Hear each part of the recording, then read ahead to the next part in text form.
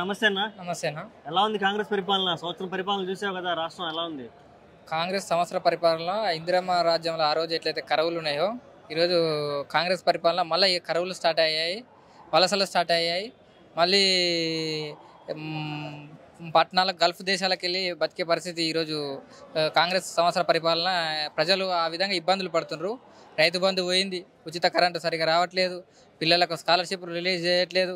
అదేవిధంగా మన సంక్షేమ హాస్టల్లో గాలికి వదిలేసిర్రు, హాస్టల్స్ మొత్తం గాలికి వదిలేసిర్రు. 44 మంది విద్యార్థులు చనిపోతే ఈ ముఖ్యమంత్రి పట్టించుకోడు. ఎవరో ఒక సినీ ప్రముఖుడు ఒకరు తొక్కిసలాగా చనిపోతే ఈయన అసెంబ్లీలో ఒక గంట సేపు దాని గురించి మాట్లాడింది తప్ప 44 మంది విద్యార్థులు ఫుడ్ పాయిజన్ తోటి విద్యార్థులు చనిపోతే దాని గురించి ఎందుకు ముఖ్యమంత్రి గారు మాట్లాడరు? అంటే పేద ఈ యొక్క హాస్టల్లో చదువుతున్న విద్యార్థులు బడుగు బలహీన వర్గాల విద్యార్థులు కాబట్టి వాళ్ళ మీద ఈ ప్రభుత్వానికి అంత చిత్తశుద్ధి లేకుండా అంత చిన్న చూపుగా కనిపిస్తుంది.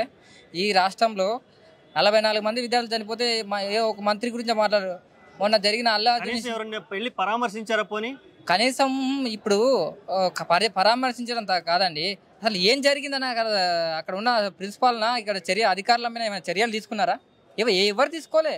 చనిపోతే చనిపోని, వీళ్ళకేమొచ్చింది? వీళ్ళు ఎంతసేపు ఉన్న పేపర్ల యాడ్లకు జరుగుతుంది. ఇందిరమ్మ రాజ్యం అని, రైతు రుణమాఫీ చేసినామని, రైతు బంధు ఇచ్చినామని జరుగుతున్నాయా? ఏవి జరగట్లేదు. పేపర్లకు పరిమితం అయిపోయారు, ఈ అడ్వర్టైజ్మెంట్లకే పరిమితం అయిపోయారు. మళ్ళీ దానికి కూడా బడ్జెట్ ఇవ్వాల్సిందే, దానికి కూడా ఖర్చు పెట్టాల్సిందే. అంటే వీళ్ళు గవర్నమెంట్కి వచ్చింది కేవలం అడ్వర్టైజ్మెంట్ల కోసమే. అంటే బడ్జెట్ ప్రజల కోసం ఖర్చు పెట్టడానికి కాదు, వాళ్ళ యాడ్లు చేసుకోవడానికి, వాళ్ళ యొక్క షోకాస్ చూపించుకోవడానికి మాత్రమే గవర్నమెంట్ బడ్జెట్ వాడుతున్నారు తప్ప ఇంతవరకు ఏం జరగట్లేదు. అసలు కాంగ్రెస్ పరిపాలన అంటే కాంగ్రెస్ ప్రభుత్వం గతంలో కేసీఆర్ గారు ఉన్నప్పుడు మెస్ ఛార్జెస్ పెరిగేది. ఇప్పుడు మొన్న మెస్ ఛార్జెస్ పెరిగినాయని పెట్టిరు, అంగరంగ వైభవంగా చేసిరు. ఎంత రూపాయలు ఎన్ని పెంచారు? 20 రూపాయలు పెంచి మేము 40% పెంచినాం. అంటే 20 రూపాయలు పెంచితే 40% అవుతుందా? వాళ్ళు యాడ్ ఇచ్చిన 40% డైట్ ఛార్జెస్. నేను ఆంధ్రజ్యోతి పేపర్లో చూసిన 40% డైట్ ఛార్జెస్ మేము పెంచినామను. కేసీఆర్ గారు వచ్చిన తర్వాత సంక్షేమ హాస్టల్ కానీ గురుకులాలు కానీ ఈ 200 ఉన్న గురుకులాలను 1000 గురుకులాలు చేసింది. ఆర్ఎస్ ప్రవీణ్ కుమార్ నేతృత్వంలో వేల మంది విద్యార్థులు అద్భుతంగా మాట్లాడినరు. ఎవరెస్ట్ శిఖరం లాంటి ప్రదేశాలకు వెళ్ళినారు. మరి ఈరోజు మీ ప్రభుత్వంలో ఏం జరుగుతుంది? ఫుడ్ పాయిజన్తో చనిపోతున్నారు. ఇది మీ ప్రభుత్వ పరిపాలన. ఎంతసేపు ఉన్నా సరే ముఖ్యమంత్రి ఎంతసేపు ఉన్నా కేసీఆర్ గారి మీద కుట్రలు, కేటీఆర్ గారి మీద కుట్రలు, నిత్యం కుట్రల మధ్యలోనే ఈ ప్రభుత్వం నడుస్తుంది తప్ప ఎలాంటి ప్రజలకు మేలు జరిగే విధంగా ఈ ప్రభుత్వం పనిచేయడం లేదు.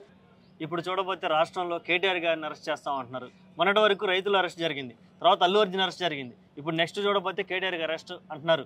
దీని మీద నేపథ్యం అసలు ఈ అరెస్టుల గురించి ఏం చెప్పాలనుకుంటున్నాను? కేటీఆర్ని అరెస్ట్ చేయాలంటే A1 ముద్దాయి నారా చంద్రబాబు నాయుడు అనే ఏపీ ముఖ్యమంత్రి గారు, తెలంగాణ ముఖ్యమంత్రి రేవంత్ రెడ్డి గారిని కూడా అరెస్ట్ చేయాలి. ఓటుకు నోటు ముద్దాయిలు మీరే కదా.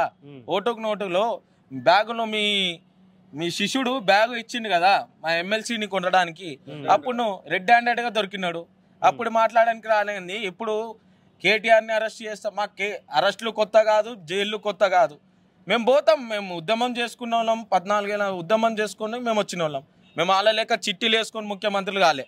అది ఓకే. మరి చూడబోతే ఇంకా 3 ఏళ్ళు ఉంది పరిపాలన, ఎలా ఉండబోతుంది? 3 ఏళ్ళు ఎన్నిసార్లు ఢిల్లీకి పోతాడు ఆయనకే తెలియదు.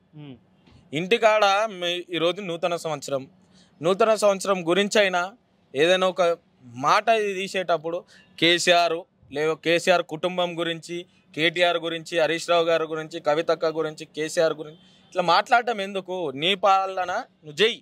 ఈ 5 ఏళ్ళలో ముఖ్యమంత్రి కదా, మంచి చెయ్యి. తెలంగాణ ప్రజలకు మంచి చెయ్యి. రాబోయే ఎలక్షన్లో నీకు చూపెడతారు. నువ్వేం మంచిగా చేస్తే తెలుస్తుంది. అది ఓకే. ఇంకా స్టూడెంట్స్ పరిస్థితి ఎలా ఉందన్న? వాళ్ళకి స్టూడెంట్స్ లో నిరుద్యోగుల పరిస్థితి ఎలా ఉంది? నిరుద్యోగులు అంతా రోడ్ల మీదకి వచ్చారు. అశోక్ నగర్ లో కూడా చాలా దారుణము. ఎక్కడ పిల్లలు ఏడ గుంపు కనపడినా 144 సెక్షన్.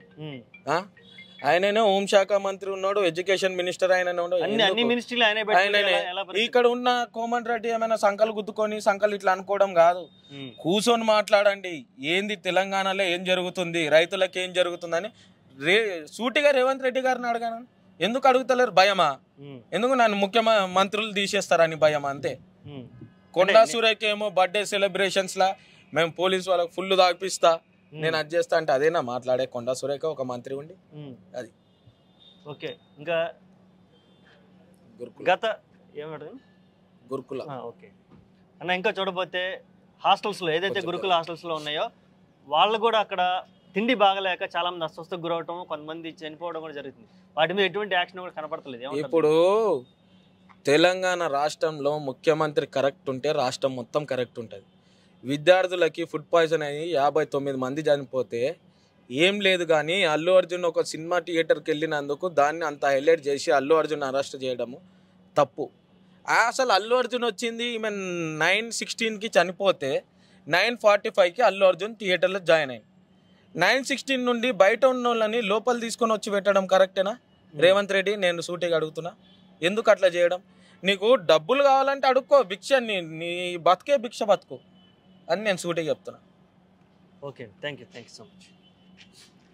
రేవంత్ రెడ్డి గారు లేచిన కాడి నుంచి కేసీఆర్ గారు జపం, కేటీఆర్ గారు జపం చేస్తున్నారు. దీని మీద అభిప్రాయం? వాళ్ళు లేచిన కాడికి నుంచి కాదు, నిద్రలో కూడా అదే. నిద్ర పట్టినా కానీ నిద్రలో కళలో కూడా కేసీఆర్ కేటీఆర్ వస్తారు ఆయనకి, వేరే వాళ్ళు రారు. ఓకే, ఎందుకంటే ఇప్పుడు కేటీఆర్ గారి మీద ఈరేస్ కారు పెట్టారు, దానికి కూడా నేను కోర్టు ఏం తీర్పిచ్చింది చూసారు కదా. వీళ్ళు పెట్టిన దాంట్లో ఒక్కటి నిజం లేదు. ఏ రకంగా ఇరికియాలి, ఏ రకంగా పాత ప్రభుత్వాన్ని బలవంతంగా వాళ్ళ మీద రుద్దాలి అనే తప్ప వేరేదేం లేదు. ఫోన్ ట్యాపింగ్ అన్నది స్టార్టింగ్ నుంచి ఏదైంది, ఫోన్ ట్యాపింగ్ సంవత్సరం అయింది, వచ్చిన 3వ రోజు నుంచే ఫోన్ ట్యాపింగ్ మీద పెట్టిండు. మరి దాని మీద కూడా అయింది కదండి. ఏం చేస్తున్నారు వాళ్ళు? ఇవి ఇప్పటికైనా మేము కోరుకునేది ప్రజల తరఫు నుంచి అయినా ఏదైనా కానీ, మా పార్టీ తరఫు నుంచి కూడా బీఆర్ఎస్ పార్టీ నుంచి కోరుకునేది ఏంటంటే, ప్రజలకు ఇచ్చిన హామీలను నెరవేర్చండి, వాళ్ళకి ఇచ్చిన సంక్షేమ పథకాల మీద దృష్టి పెట్టండి, రైతులను పట్టించుకోండి. వచ్చిన కాడికి 2 సార్లు రైతు బంధు వేయలేదు, పింఛన్లు ఇవ్వట్లేదు సరిగ్గా. మీరు పెంచకపోయినా కానీ ఇచ్చేటివైనా కరెక్ట్గా ఇవ్వండి. ఆల్రెడీ 2 నెలల పింఛన్లు రాలేవు చాలామందికి జనాలకు. మీరు అన్ని రకాల కోతలు చేస్తున్నారు, అప్పులు చేస్తున్నారు. ఆ రోజు కేసీఆర్ గారు అప్పులు చేసి వీళ్ళు అప్పులు చేసిరంటారు. వాళ్ళు చేసినప్పుడు ప్రాజెక్టులు తెచ్చారు, హైదరాబాద్ అభివృద్ధి చూపించారు, ఈ దేశంలోనే నంబర్ 1 అని చెప్పి నిలబెట్టారు. రైతులకు రైతు బంధు వేసారు, రైతు బీమా వేసారు, ప్రతి రకంగా చేసారు. వాళ్ళు తెచ్చిన అప్పుకి ఒక లెక్క ఉన్నది. మీరు చేసిన దానికి ఏమున్నది? 1,38,000 చిల్లర కోట్లు తెచ్చారు 385 రోజులలో. ఏం చేశారు? ఒక రుణమాఫీ లేదు, ఏది లేదు. రుణమాఫీ 100% అన్నారు. ఏడంటే 17,000 కోట్లు చేశారు. అందులో 7,700 కోట్లు కేసీఆర్ గారు పెట్టిన ప్రభుత్వం ఉన్నప్పటివి రుణమాఫీ కోసం పెట్టిన అమౌంటే ఉన్నాయి అవి. దాని తర్వాత 2 సార్లు వీళ్ళు వేయాల్సిన రైతు బంధు కానీ ఈ పైసలు తీసి రుణమాఫీ కింద చేశారు. అంతేగాని మీరు ఏం చేస్తున్నారు? గిరిజనులను భయపట్టిస్తున్నారు, భయభ్రాంతులకు గురువు చేసి వాళ్ళ దగ్గర ఉన్న ల్యాండ్ గుంజుకోవడం కానీ, పొలాలు గిట అవి చేయడం మీరు చేస్తున్నారు. వాళ్ళని రైతులకి సంఖ్యలు వేస్తున్నారు. మన పాత వాళ్ళు గాంధీ గారు ఏమన్నారండి? పల్లెలే పట్టకొమ్మలు అని అన్నారు, రైతులే రాజులు అన్నారు. కేసీఆర్ కూడా ఏమన్నారు? రైతులను రాజుల లెక్క చేసిండు అభివృద్ధిలో. ఆనాడు మనకు వచ్చినప్పుడు ఎంత ఉండే, ఇప్పుడు ఎంత అయింది రైతులు చేసిన దానికి? మీరు అభివృద్ధి ఆడ చూడండి. ఇప్పుడు మీరు చేసిన దానికి ఎంత అవుతుంది? మీకు రియల్ ఎస్టేట్ కానీ, హైదరాబాద్ చుట్టూన్నది ఏదైనా కానీ మొత్తం కొలాప్స్ చేస్తారు తప్ప ఒక్కటి కూడా డెవలప్ చేయట్లేదు. ఇప్పుడు హైదరాబాద్ మార్కెట్ ఎలా ఉంది సార్? హైదరాబాద్ వచ్చాక ఎలా ఉంది పరిస్థితి? సార్ ఉన్నది కూడా పోయింది సార్. ఆ రోజు కేసీఆర్ గారు ఉన్నప్పుడు 100 కోట్ల ఎకరం పోయినది. మీ అందరికి మీడియాకి కూడా అందరూ తెలుసు, ప్రతి మీడియా చూపించింది. ఈ రోజు ₹1,00,00,000 కన్నా ఒకటి కొనడానికి వస్తలేరు. అమ్మేటోళ్ళు పెరిగారు కానీ కొనేటోళ్ళు లేరు. పెళ్లిళ్ళకు పేరెంటాలకు కొంతమంది అప్పులు ఉన్నాయి, వాళ్ళకి అమ్ముకుందామని చూస్తే ఒక్కళ్ళు కూడా కొనేటోళ్ళు లేరు. అమ్మేటోళ్ళు 100 మంది రెడీ అయినారు, కొనేటోళ్ళు లేరు. కొన్నాక కూడా ఏంది అనే పరిస్థితి అని చెప్పి వెనకైతుర్రు ఎంత. ఓకే అండి, థ్యాంక్ యూ సో మచ్.